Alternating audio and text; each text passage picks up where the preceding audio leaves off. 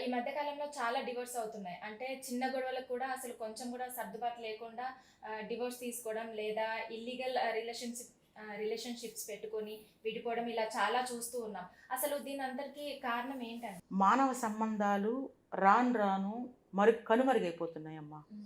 ఎందుకంటే 40 సంవత్సరాల క్రితము నుంచి నేను చూస్తున్నటువంటి ప్రపంచంలో బంధాలు అంటే చాలా ప్రాధాన్యత ఉండేది. ఒక పెళ్లి జరుగుతుందంటే దాంట్లో చాలా ఎమోషన్స్ ఉంటాయి. స్టార్టింగ్ నుంచి ఎమోషనే. అవును. పెళ్లి చూపులైన దగ్గర నుంచి కూడా ఎమోషనే. ఒక కొత్తదనం అనమాట. ఒక కొత్త వ్యక్తిని తన జీవితంలో ఇన్వైట్ చేస్తుందని అమ్మాయి.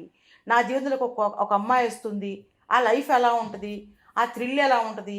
అసలు ఆ అమ్మాయిని అంటే ఆ అమ్మాయిని ఒక టచ్ చేస్తే అంటే ఎలా ఫీల్ అవుతది? ఆ అమ్మాయిని ప్రేమించడం అంటే అది ఎంత అద్భుతంగా ఉంటుంది. లేకపోతే ఆ అబ్బాయిని ప్రేమిస్తే ఎంత బావుంటుంది? ఆయనకి మంచినీళ్ళు ఇవ్వడం ఎంత అనుభూతిగా ఉంటది? నన్ను పేరు పెట్టి పిలిస్తే ఎంత బావుంటుంది? నన్ను ఏ విధంగా పిలుస్తాడు? ముద్దుగా ఎలా పిలుస్తాడు? లేకపోతే ఇతను నన్ను ఎలా పిలుస్తది? నన్ను ఏమంటది? ఇలాంటి ఫీలింగ్స్ అమ్మాయిలకి, అబ్బాయిలకి ఆ రోజుల్లో ఉండేది. మా రోజుల్లో గూడా ఉండేది. నాకేమి సిగ్గుపడడానికి నాకిక్కడేం లేదు. నేను కూడా అలాగే అనుకునేదాన్ని. అవును. సో, ఇప్పుడు అలాంటివన్నీ పోయినాయి. అవును. ఎట్లా అంటే పెళ్లి చేసుకోవడము అంటే అదొక బైండవర్. అంటే ఒక కట్టు. అంటే ఒక సంసారం అనేటువంటి బంధంలో మేము ఇరుక్కుంటాము. అన్నిటికి మేము ఒబ్లైజ్ అవ్వాలి. అంటే ఏం చెప్పినా వినాలి. పెళ్ళాం ఏం అడుగుతదో తెలీదు. అంటే వీళ్ళ వెర్షన్ కూడా వస్తా నేను. అబ్బాయిల వెర్షను. అమ్మాయిని పెళ్లి చేసుకుంటే అమ్మాయి అనట్ల. పెళ్లి చేసుకుంటే అమ్మాయి నన్ను ఏం అడుగుద్దో, డబ్బులెంత తెచ్చియ్యాలనో, మరి ఆ పిల్ల తిడితే పడాలనా నేను? వాళ్ళని కూడా నేను పట్టించుకోవాలా? వాళ్ళ చెల్లెళ్ళు ఎంతమందున్నారో, అక్కలు ఎంతమందున్నారో. ఇప్పుడు కొత్తగా ఏంటో తెలుసా అమ్మా? పెళ్ళి అనంగానే అమ్మాయిలు ఏమడుగుతున్నారంటే, అబ్బాయిలు ఏమడుగుతున్నారంటే, వాళ్ళకి సిబ్లింగ్స్ ఎంతమంది ఉంటారు? వాళ్ళ అమ్మ, నాన్న ఏం చేస్తారు? ఎంప్లాయీసా? పోలీస్ డిపార్ట్మెంట్ అనుకో భయపడుతున్నారు అబ్బాయిలు. సో, ఇలా ఇలా ఆలోచన. కమర్షియల్‌గా ఉండే అబ్బాయిలు ఏం ఆలోచిస్తారంటే, ఎంత ఆస్తుంది? ఇద్దరే అమ్మాయిలైతే ఎంత ఆస్తొస్తది? ఫాదర్‌కి, మదర్‌కి ఎంత సంపాదన ఉంది? వాళ్ళు వెనక ఏమేమి ఎనకేసారని వీడు ఆలోచిస్తాడు.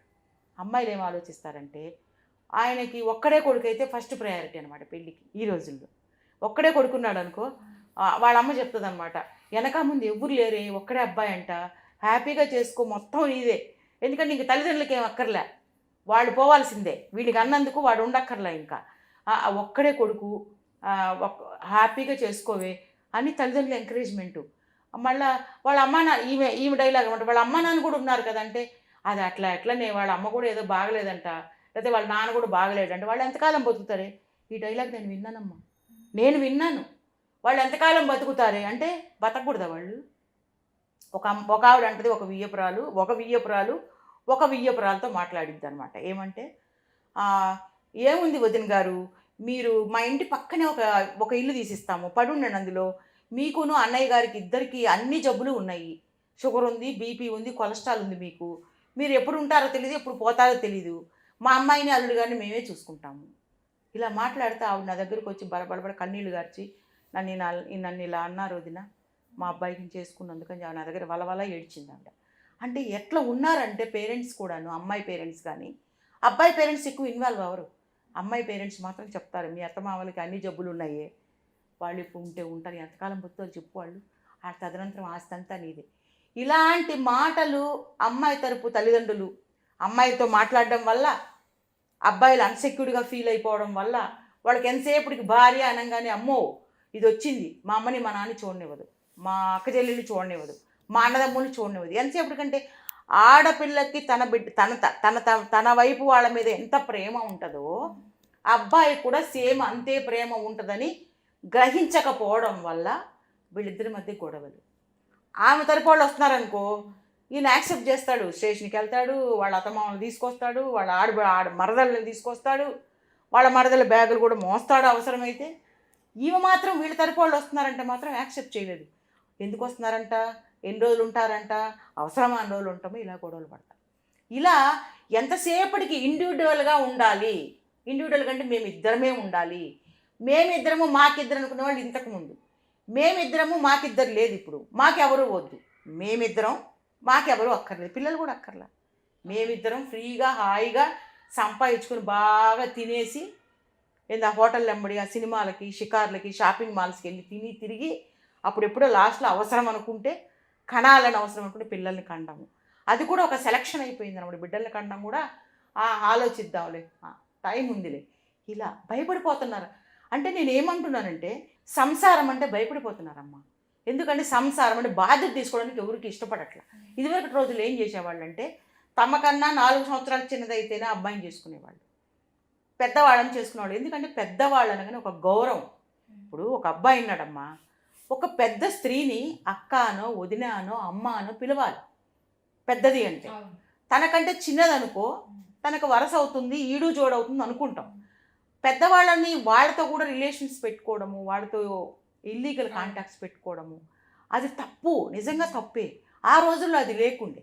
ఇప్పుడు ఆ రోజుల్లో కూడా ఏదన్నా అక్కడక్కడ ఉన్నాయి అంటే ఎవరో ఇంటికి పెద్ద ఒక యజమానిలాగా ఉండేవాడు, ఏదో ఆ ఊర్లో ఒక ఆమెతో ఏదన్నా ఒక చిన్న రిలేషన్ ఉండేది అప్పట్లో. అది కూడా ఊరంతా చెప్పుకునేవాళ్ళు, ఆయన గబ్బు పట్టించేవాళ్ళు. అది ఎట్లా ఉండేది, ఉప్మాలో జీడిపప్పు అనమాట. అక్కడక్కడ చాలా చెదురుమదురుగా ఉండేది. ఇప్పుడు అలా కాదు, చాలా చోట్ల విరివిగా ఆ కోర్టులు కూడా అలాగా ఫ్రీడమ్ ఇచ్చేసినారు. ఎవరి అంటే వాళ్ళు కూడా ఏం చేశారు, విసిగిపోయారు. ఎందుకు విసిగిపోయి ఆ చట్టాలు ఎందుకు పెట్టారంటే వీళ్ళు పొద్దుగోకులు పెళ్లి చేసుకున్న 2వ నెలలోనే వచ్చేసి మాకు డైవర్స్ కావాలంటున్నారు. వచ్చి ఈ డైవర్సులు ఇవన్నీ ఇచ్చే కన్నా ఎవరికి నచ్చిన విధంగా వాళ్ళు బతకండి అని చెప్పి కోర్టు కూడా ఇది చెప్పింది. ఎందుకంటే సరిగా ఉన్నట్ల నెల, 2 నెలలు, 3 నెలలు, సంవత్సరం మ్యాక్సిమం. అంటే వర్క్ చేసే దగ్గర కూడా కొంతమంది క్లోజ్ అయ్యి అట్లా కూడా ఎక్కువ సమయం ఒక ప్లేస్లో ఉండడం వల్ల ఉచ్చము నీచం ఉండదంటమ్మా. పెళ్లి చేసుకున్నాము, నాకు ఒక భర్త ఉన్నాడు, లేకపోతే నాకు ఒక భార్య ఉంది, సో మాకు ఒక సంసారం ఉంది, నా కోసం ఇంట్లో ఎదురు చూసే నా భార్య ఉంది, లేకపోతే నా కోసం ఎదురు చూసే భర్త ఉన్నాడు అనేటువంటి కామన్ సెన్స్ ఎవరికైతే ఉంటుందో దాన్ని ఉచ్చం నీచం అంటారు, నీతి అంటారు దాన్ని. ఆ నీతి ఉన్నోడు ఎవడు కూడా తన చుట్టూ ఒక లక్ష్మణ్ రేఖ గీసుకుంటాడు. ఆ గీత దాటి యువతలకు రాడు. ఆ గీత దాటుతున్నారు అంటే అర్థం ఏంటి, ఆ ఉచ్చం నీచం లేదు. ఎవడు వాడే నమ్ముగుడు అంటే వాడు కరెక్ట్గా తెచ్చి పెడితే 2 పూట్ల బాగా పెట్టి మేపి డబ్బులు రోజుకి ఇంతని ఇస్తూ హ్యాపీగా బయట తిప్పుతూ ఉండాలా. చిన్నపిల్లకాయల్ని మనం అన్నం తినకపోతే ఎత్తుకొని బయట తిప్పుతాం, అది చూడు ఇది చూడు అని. అలా భార్య మనతో ఉండాలి అంటే భార్యని బాగా తిప్పాలి, బయట షికారు తిప్పాలి, ప్రతిరోజు తిప్పాలి. వీలైతే 5 రోజులు డ్యూటీ చేసుకొని 6వ 7వ రోజు కాదు, మొత్తానికి ఆమెను తిప్పుతూ చిన్నపిల్లలు తిప్పినట్టు తిప్పి చందమామ చూపిస్తే అప్పుడు ఆయనకి ఆ రోజు ప్రశాంతంగా గడిచిపోద్ది. లేదనుకో డిప్రెషన్, ఏంటో ఒంటరితనం, ఇంట్లో ఉండలేకపోతున్నాం, సంసారం చేసి పొద్దు నుంచి ఎంతమందికి వంట చేస్తున్నారు ఈ రోజుల్లో పిల్లలు? 2 మనుషులకు వంట చేయడానికి చచ్చిపోతున్నారు. వాళ్ళకు వాళ్ళు తినడానికి లేక బయట నుంచి ఫుడ్ తెచ్చుకున్నారు. ఈరోజు బయట ఫుడ్ తిని ఎంతోమంది చనిపోతున్నారు, కల్తీ ఫుడ్ తిని. మనం కొనే ఫుడ్లోనే బోల్డ్ అంత కల్తీ ఉంది. దానికి తోడు బయట నూనెలు ఏం వేస్తాడో తెలియదు, వాడు ఏ చెమట వేస్తాడో తెలియదు, ఏ గలీజ్ వేస్తాడో తెలియదు. శుభ్రంగా ప్యాకెట్లు తెప్పించుకొని అదేమంటారమ్మా, స్విగ్గీనా ఏంది అది, స్విగ్గీలో తెప్పించుకొని ఆవురావు అంటే తింటున్నారు. నాకు తెలిసినటువంటి 2-3 మరణాలు నేను ఈ మధ్య చూశాను బయట ఫుడ్లు తిని. సో మనకి ఇంట్లో వండుకోవడానికి టైం ఉండదు. ఏంది ఒక అన్నము ఒక కూర వండుకోవడానికి మనకి టైం ఉండదు. సో ఆ విధంగా అలవాటు పడినటువంటి ఈ కుర్రవాళ్ళు కానీ కుర్రపిల్లలు కానీ సంసార జీవితాలను ఇష్టపడటం లేదు. ఇండివిజువల్గా ఉండాలి, హ్యాపీ. అంటే దిద్దుబాటు అనేది ఇష్టం ఉండదమ్మా. దిద్దుబాటు అంటే మీకు అర్థమైంది అనుకుంటాను ఆ భాష. దిద్దుబాటు అంటే మందలింపు, ఇలా చెయ్యొద్దు అలా చెయ్యొద్దు, ఇది తప్పు ఇది ఒప్పు అని చెప్తే యాక్సెప్ట్ చేయరు. మాకు అన్నీ తెలుసు, మేము పెద్దవాళ్ళం, మాకు పెళ్ళిళ్ళు అయిపోయినాయి, మీరేంటి మాకు చెప్పేది. ఇలాంటి ధోరణి ఎవరికైతే ఉంటుందో ఆ పిల్లలు సంసార జీవితానికి చేసుకోవడానికి ఇష్టపడరు, కుటుంబాన్ని సర్దిద్దుకోవడానికి ఇష్టపడరు. ఎవరైతే తల్లిదండ్రుల మాట ఒబ్లైజ్ చేసి చిన్నప్పటి నుంచి ఒబీడియంట్గా బతుకు మాత్రమే తమ స్పౌస్ని అంటే అమ్మాయిని అబ్బాయిలైనా సరే చూసుకుంటారు బాగా. తమ ఇంట్లో వాతావరణం కూడా ఆ బిడ్డల మీద ప్రభావం చూపిస్తుంది. ఒక ఇంట్లో భార్యాభర్తలు విచ్చలవిడిగా కొట్టుకు వస్తున్నారు అనుకోమ్మా, ఆ ఇంట్లో పిల్లలు కూడా అదే విధంగా తయారవుతారు. అదే ఒక ఇంట్లో కొట్టుకున్నా తిట్టుకున్నా కలిసినారనుకోండి, అన్యోన్యంగా ఇప్పుడు కాసేపు అరుచుకున్నారనుకోండి, తర్వాత మామూలు అయిపోయి వాళ్ళు హ్యాపీగా ఉన్నారనుకోండి, అర్థం చేస్తారు పిల్లలు. మా అమ్మ మా నాన్న పొద్దున కొట్లాడుకున్నారు, ఇప్పుడే మళ్ళీ బాగానే ఉన్నారే అంటే అది తాత్కాలికమైనటువంటి ఎమోషను, తాత్కాలికమైనటువంటి కోపము. వాళ్ళ మీద వాళ్ళకి ఒకరికి ప్రేమ ఉందని బిడ్డలు ఎప్పుడైతే గమనిస్తారో తాము చేసుకోబోయేటువంటి కుటుంబం కూడా ఆ ఫ్యామిలీలో కూడా వాళ్ళు వెళ్ళినా కూడా ఆ కుటుంబాన్ని నిలబెట్టుకోగలుగుతారు. వీళ్ళు నిలబెట్టుకుంటే అవతల స్పౌస్ కూడా నిలబెట్టుకోవాలి కదా. సో ఇది అందరికీ వర్తిస్తుంది. అన్ని కుటుంబాల్లో ఆలోచించాలి. మా కుటుంబంలో గొడవలు ఉన్నాయి అంటే నేను అలా ఉండకూడదు. అలాగే అనుమానాలు కూడా ఎక్కువ అవుతుంటాయి. అంటే వర్కింగ్ ఉమెన్ కానీ లేదంటే జెంట్స్ కూడా వర్క్ చేస్తారు సెల్ కదా, ఫోన్ అమ్మా, ఇంతసేపు సెల్ ఫోన్. ఇంతసేపు లేట్ ఎందుకు అయింది అనేసి. లేట్ గురించి కాదు, అక్కడ సెల్ ఫోన్ అనేటువంటిది ఒక భయంకరమైనటువంటి, నేను చాలా వీడియోస్లో చెప్తున్నా. అంటే మేడం మీరు సెల్ ఫోన్ వాడరా అంటే ఎందుకు వాడు, నేను వాడతాను, నాకు ఎప్పుడు అవసరం, నా ఏజ్ నా ఇది వేరు. సెల్ ఫోన్ పిల్లలకి ఇవ్వకూడదు ఎక్కువ. పిల్లల్ని ఎంప్లాయీస్ కూడా ఇంటికి వచ్చిన తర్వాత సెల్ ఫోన్ని పక్కన పెట్టుకోవాలి. ఎంత అర్జెంట్ అయినా సరే సైలెంట్లో పెట్టేసుకోవాలి ఫోన్. కుటుంబానికి ప్రాధాన్యత ఇవ్వాలి, పిల్లలకి ప్రాధాన్యత ఇవ్వాలి, ఇంట్లో ఉండే ముసలాళ్ళని గమనించుకోవాలి, ఇంట్లో అత్తమామల్ని గమనించుకోవాలి. మనల్ని 10 మంది అబ్జర్వ్ చేస్తారని మనం గమనించుకుంటూ ఉండాలి. 10 మంది మనల్ని అబ్జర్వ్ చేసినప్పుడు మన ఇంట్లో నలుగురు మనల్ని అబ్జర్వ్ చేయరా.